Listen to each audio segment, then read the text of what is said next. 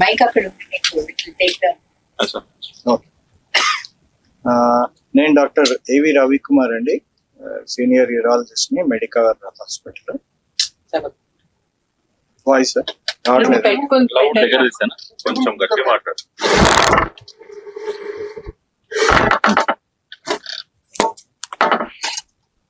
నేను doctor AV Ravikumar అండి, senior urologist Medicover hospital Madhapur. మా colleague senior plastic surgeon doctor Madhu Vinay. ఒక ఇంట్రెస్టింగ్ కేసు గురించి చెప్తామని ప్రెస్ మీట్ పెట్టాము. అదేంటంటే ఈ అబ్బాయి మాకు 1 సంవత్సరం క్రితం బయట దేశం నుంచి వచ్చాడు.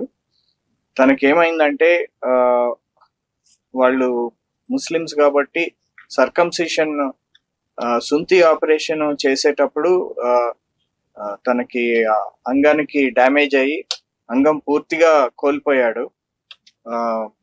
మేల్ ఆర్గన్ అంతా మొత్తం కట్ అయిపోయింది అనమాట. మా దగ్గరికి వచ్చేటప్పటికి బీర్జాలు తప్పితే ఇంకా వేరే ఆర్గన్ ఏం లేకుండా వచ్చాడు. అదే కాకుండా తనకి మూత్రం కూడా వచ్చేటప్పటికి పూర్తిగా ఆగిపోయింది. సో దీనికి అన్ని పరీక్షలు అన్ని చేసి సిటీ స్కాన్లు ఎంఆర్ఐలు అన్ని చేసి మేము నిర్ధారించుకొని పైన ఆపరేషన్కి తీసుకున్నాము.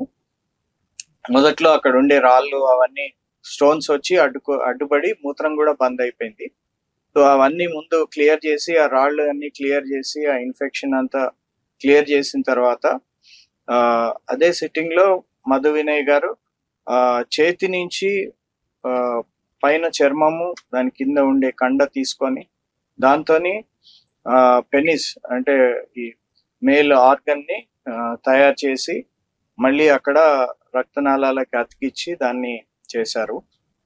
దాని తర్వాత తనకి స్టోన్స్ ఉండడం వలన కొన్ని ఇన్ఫెక్షన్స్ ఇవన్నీ రావడము, దాంతో మాకు కొంచెం ప్రాబ్లం అయ్యి కొన్ని రోజులు ఆగాము.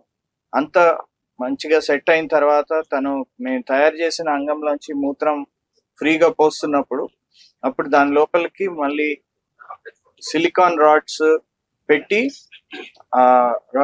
తనకి ఎరెక్షన్ కూడా వచ్చి సంసార జీవితానికి పనికొచ్చేటట్టు ఈ ఆపరేషన్ చేసి స్టేజెస్ లో సర్జరీ చేసి సెట్ చేసాము. ఇప్పుడు బాబు పూర్తిగా నార్మల్ అయ్యాడు. తర్వాత తను ఇంటికి వెళ్ళడానికి కూడా సిద్ధంగా ఉన్నాడు.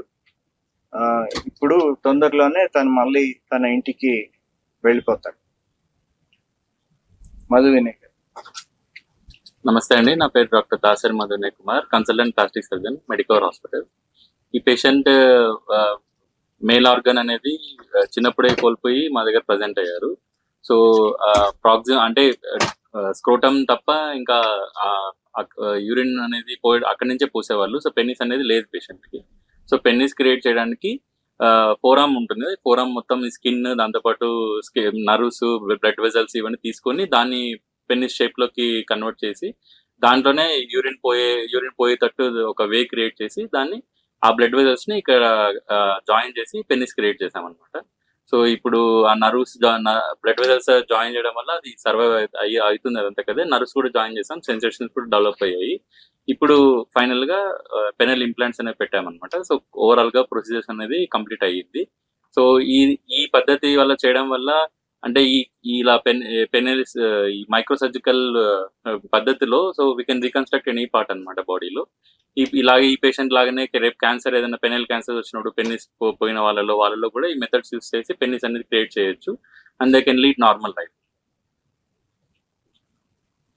అంటే మనకి ఇట్లా యాక్సిడెంట్స్ కూడా అవుతుంటాయండి. బ్లాస్ట్ ఇంజరీస్ తో కూడా చాలా మంది వస్తుంటారు. ఇండస్ట్రియల్ యాక్సిడెంట్స్, మిషనరీ ఆపరేట్ చేసేటప్పుడు కూడా ఒక్కొక్కసారి మిషన్ లోపలికి అంగాన్ని లాగేసుకోవటము ఇట్లాంటివి కూడా తరచూ జరుగుతూ ఉంటాయి. వీటిలన్నిటిలో కూడా ఈ పద్ధతి ఉపయోగించవచ్చు. బ్లాస్ట్ ఇంజరీస్ లో కూడా అవుతుంటాయి. సో ఇట్లా అంటే ఆపరేషన్ చేసేటప్పుడు, సర్కంసిషన్ చేసేటప్పుడే కాకుండా క్యాన్సర్ తో వాళ్ళకి చాలా కామన్ గా చూస్తుంటాము. పినైల్ క్యాన్సర్ లో ఒక్కొక్కసారి పూర్తిగా అంగం తీయకపోయినా సగం తీసినా కూడా ఏమవుతుందంటే అది లోపలికి వెళ్ళిపోయి వాళ్ళు మూత్ర విసర్జనకి అది చాలా కష్టం అవుతా ఉంటుంది. వాళ్ళల్లో కూడా ఈ పద్ధతి మనం ఉపయోగించి కొత్త పెన్నిస్ ని తయారు చేయొచ్చు. ఈ ప్రొసీజర్ ఎంత టైం పట్టింది? కంప్లీట్ గా అంటే ఈ పేషెంట్ నార్మల్ కంటే ఈ పేషెంట్ కొద్దిగా కాంప్లికేటెడ్ ఉన్నారండి. ఎందుకంటే కింద భాగం కూడా స్టోన్స్ తోటి వాటితోటి కంప్లీట్ గా మూసుకుపోయింది అనమాట. సో ఈ టోటల్ మొత్తం ప్రొసీజర్ కలిసి 10 hours పట్టింది. ఇంకా ఎక్కువనే మార్నింగ్ 9 కి స్టార్ట్ చేస్తే నేను రాత్రి 1 గంట దాకా ఆపరేషన్ చేస్తూనే ఉన్నాను. ఫస్ట్ మెడికవర్ హాస్పిటల్ ఈ surgery first time penal reconstruction. Medicover లో ఫస్ట్ టైం నార్మల్ గా అవుతుందండి. అంటే ట్రాన్స్జెండర్స్ పేషెంట్స్ లో వాళ్ళలో కూడా పెనిస్ రికన్స్ట్రక్షన్ చేస్తూ ఉంటాము. ఈ ప్రెసెంట్లీ హైదరాబాద్ లో ఈ case first time. Sir what is the age of the patient? Age he is 18 years old now. He was 18. yeah, now 21. Yes. When was the circumcision done? And child. Infection ద్వారా cut అయిపోయిందా? Operation చేసేటప్పుడు cut అయిపోయింది. Age of చిన్నప్పుడు అండి 2 to 3 surgery done that Somalia first circumcision operation He was 4 years. 4 years. మీకు ఎప్పుడు consult 4 years నుంచి ఇప్పుడు 18 years తర్వాత ప్రెసెంట్. వస్తూ ఉండింది, వస్తా ఉన్నాడు. మధ్యలో ఏమైందంటే మళ్ళీ స్టోన్స్ రావడంతోనే ఆ పాసేజ్ కూడా బ్లాక్ అయిపోయింది. బ్లాక్ అయిపోతే అక్కడ ఉండే డాక్టర్ గారు ఏం చేశారంటే బీర్జాల కింద నుంచి ఒక ఓపెనింగ్ తయారు చేసి అందులోంచి మూత్ర విసర్జనకి సెట్ చేసేసి పంపించేశారు. అక్కడి నుంచి ఆ పొజిషన్ లో మా దగ్గరకు వచ్చారు. 10 hours మీరు కుటుంబాన్ని తయారు చేయడానికి కట్టిన టైమా లేకుంటే ముందే తయారు చేసినట్లా? లేదండి, ఇప్పుడు ఫస్ట్ కింద స్క్రోటన్ దగ్గర ఫస్ట్ కంప్లీట్ గా బ్లాడర్ నుంచి ఒక వే క్రియేట్ చేయలేదు, క్రియేట్ చేశారు. దాని తర్వాత మనం అది చేతి నుంచి ఆ ఫ్లాప్ ని తీసుకొని దాన్ని పెన్నిస్ షేప్ లో మోల్డ్ చేసుకొని తర్వాత ఈ బ్లడ్ వెజల్స్ అనేవి ఉంటాయి అనమాట. ఒక ఏ టిష్యూ సర్వైవ్ అవ్వాలన్నా దానికి ఒక బ్లడ్ సప్లై అనేది ఉండాలి. ఆర్టరీ వీన్ రెండు సప్లై ఉండాలి. సో దాన్ని తీసుకొచ్చి ఇక్కడ పొట్ట దగ్గర ఆర్టరీ వీన్ సపరేట్ చేసుకొని అక్కడ జాయిన్ చేస్తాం. సో అలా జాయిన్ చేయడం వల్ల దానికి రక్త సరఫరా ఏర్పడి అది సర్వైవ్ అవుతుంది. ఓన్లీ వన్ స్టేజ్ లో చేస్తారు, డిఫరెంట్ స్టేజెస్ ఉంటాయి. ఇది 2 stages లో అయిందండి. ఫస్ట్ స్టేజ్ లో వచ్చేసి ఇది యురెత్రా మళ్ళీ పెనిస్ రీకన్స్ట్రక్షన్ జరిగింది. సెకండ్ స్టేజ్ లో సెన్సేషన్స్ అవన్నీ డెవలప్ అయ్యి ఇలా ఉండడం వల్ల అప్పుడు పెనల్ ఇంప్లాంట్స్ అనేవి పెట్టాం. ఇలాంటి ఆపరేషన్ ఎక్కడ జరగలేదు సార్, కొత్తగా ఇలాంటి కేసు ఇలాంటి పెనల్ రీకన్స్ట్రక్షన్స్ రేర్ గా జరుగుతూ ఉంటాయి. సో బట్ మన దగ్గర బాంబేలో ఢిల్లీలో అక్కడ చేస్తున్నారు, కానీ కొంతమంది అది కూడా ఎవరో ఒక్కసారి జనం రొటీన్ గా చేయరు. రొటీన్ గా అందరు ప్లాస్టిక్ సర్జన్స్ కూడా చేయరు. Sir any chance of further complication? Previously he had some issues because of that previous stone. All that way was blocked completely from childhood, so he had stone. After removing stones, because of that he developed infections and some fistula, so they were sorted out, and now he is passing urine from tip of that flap and everything. He's as normal people, he is passing the urine, and now as the tissue is everything has settled, we have put implants, so he can have his own sexual activity also with it. So there will be no complication. Further he shouldn't. We waited very long period only to see that there are no complications. Only in the end we have put the penile implants. Earlier he was having problem because of this urinary infection. Whatever tube we had created, twice, once it got blocked, and on the top in the middle of the penis also there was one hole. We call it fistula. That also, all these things we corrected and waited for sufficient period. Once we were confident that there won't be any complications, then only we have put a penile implant. Surgery తర్వాత ఎన్ని రోజులు పట్టింది? First surgery తర్వాత అంటే peripheral సర్జరీయే కాబట్టి ఈజీగానే 10 days లో recover అయిపోతాం. ఆఫ్టర్ సర్జరీ మెడిసిన్స్ ఏమైనా యూజ్ చేయాలి? రెగ్యులర్ ఏం లేదు. యాంటీబయాటిక్ ఇప్పుడేం లేదు, కోలుకునే వరకు యాంటీబయాటిక్స్, హెవీ యాంటీబయాటిక్స్ అవి ఇస్తాం.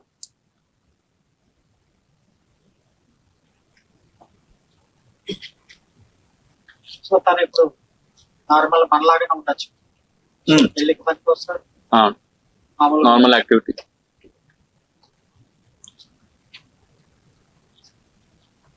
ఇక్కడ మీ హాస్పిటల్ వచ్చి ఎన్ని రోజులు వచ్చింది సార్?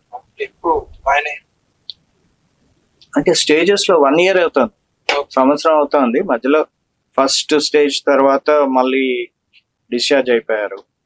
దాని తర్వాత హోల్స్ పడినాయి అని చెప్పాం కదా, ఒక హోల్ పడింది, ఒక చోట మూసుకుపోయింది. దానికి ఒక 3-4 సర్జరీలు అయ్యి అవన్నీ సెట్ చేయడానికి అంత ప్రాసెస్ అయితే ఎన్ని రోజులు పట్టింది? సంవత్సరం పైన పట్టి. అంటే ఈ పేషెంట్ పర్టికులర్ గా అంటే ఆ స్టోన్స్ అవి ఉన్నాయి కాబట్టి ఇన్ఫెక్షన్ రేట్ ఎక్కువ ఉంది. నార్మల్లీ వేరే కేసెస్ లో అయితే ఇంత కాంప్లికేషన్స్ ఉండవు.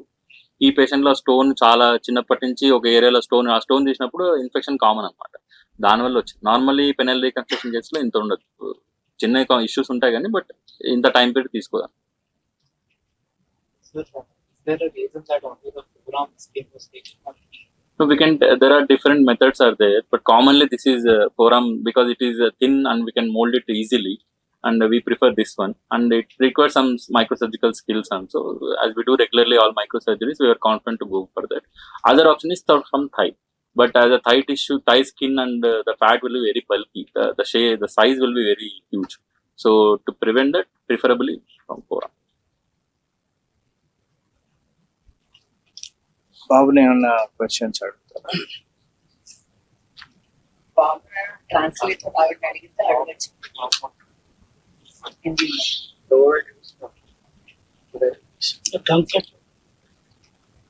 అమ్మాయి మాట్లాడు. తెలుగు, ఇంగ్లీష్ ఇంగ్లీష్ ఇంగ్లీషా? ఇంగ్లీష్ కాదు, సోమాలియా. ఆవిడకి హిందీ ఇంగ్లీష్ వచ్చారు. మీరేమన్నా అడగలే? Yes, I'm his auntie. Auntie, related. It's my brother's son. అంటే ఈ సర్జరీలో కాంప్లికేషన్స్ ఈ ఫ్లాప్ సర్వైవింగ్ అవన్నీ చాలా ఇష్యూస్ ఉంటాయి అనమాట. లాంగ్ టిష్యూ కదా, సో వీన్స్ అవన్నీ కూడా చేతుకున్న వీన్స్ అన్ని తీసుకోవాలి. ఆ సర్జరీ వల్ల ఈ బ్లడ్ సప్లై, హ్యాండ్ కి బ్లడ్ సప్లై డ్యామేజ్ కాకుండా చూసుకోవాలి. సో చాలా నర్వ్స్ తీసుకోవాలి. సో చాలా కొద్ది కాంప్లికేటెడ్ సర్జరీ. ఇప్పుడు మనకి చాలా సర్జరీస్ అవుతాయి. హ్యాండ్ క్రష్ అయిపోతుంది, లెగ్ క్రష్ అయిపోతుంది. So there is reconstruction of already available organs there. ఒక బ్యాక్గ్రౌండ్ లో స్కెలిటన్ కానీ అలాంటివన్నీ ఉంటాయి. దాని మీద మనం రిఫైన్డ్ ప్రాసెసెస్ ప్లాస్టిక్ సర్జన్స్ చేస్తారు. బట్ అసలు ఏమీ ఒక బ్యాక్గ్రౌండ్ స్కెలిటన్ కానీ ఒక బేర్ అనాటమీ ఏమీ లేకుండా కంప్లీట్ ఆర్గన్ నే రీబిల్డ్ చేయడం అనేది it's a very very rare thing.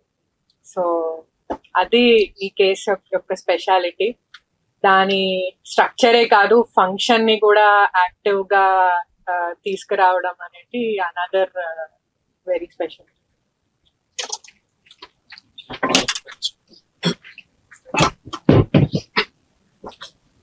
ఒక ఇద్దరు పట్టుకోండి.